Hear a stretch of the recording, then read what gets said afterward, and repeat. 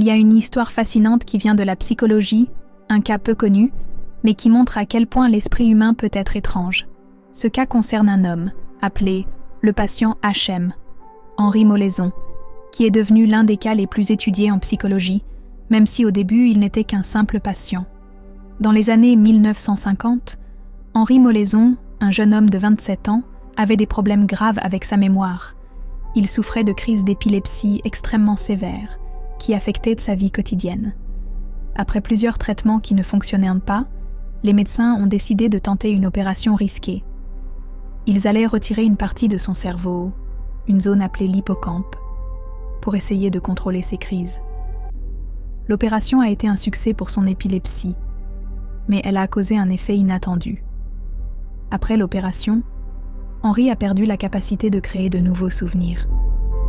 Ce n'est pas qu'il oubliait ce qu'il avait déjà vécu, mais dès qu'il se concentrait sur autre chose, il oubliait tout.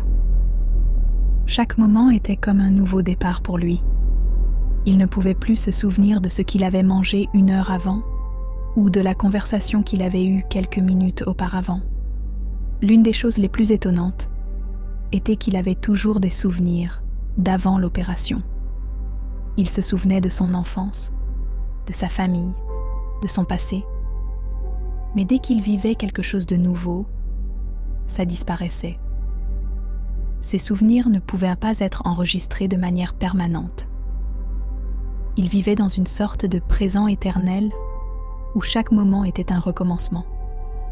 Ce cas est fascinant pour plusieurs raisons. D'abord, il a permis aux chercheurs de mieux comprendre comment fonctionne la mémoire à long terme et comment l'hippocampe joue un rôle crucial dans la formation de nouveaux souvenirs.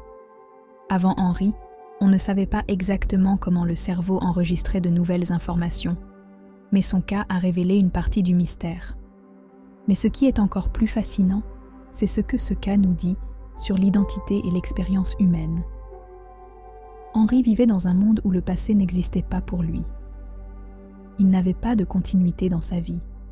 Il n'était pas capable de projeter son avenir, car il ne se souvenait jamais de ce qu'il avait vécu quelques minutes plus tôt.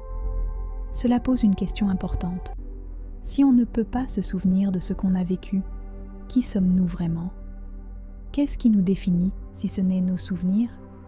Après des années de recherche sur Henri, les scientifiques ont appris beaucoup de choses sur le cerveau, mais ce cas a aussi ouvert un débat plus profond sur ce que signifie être humain.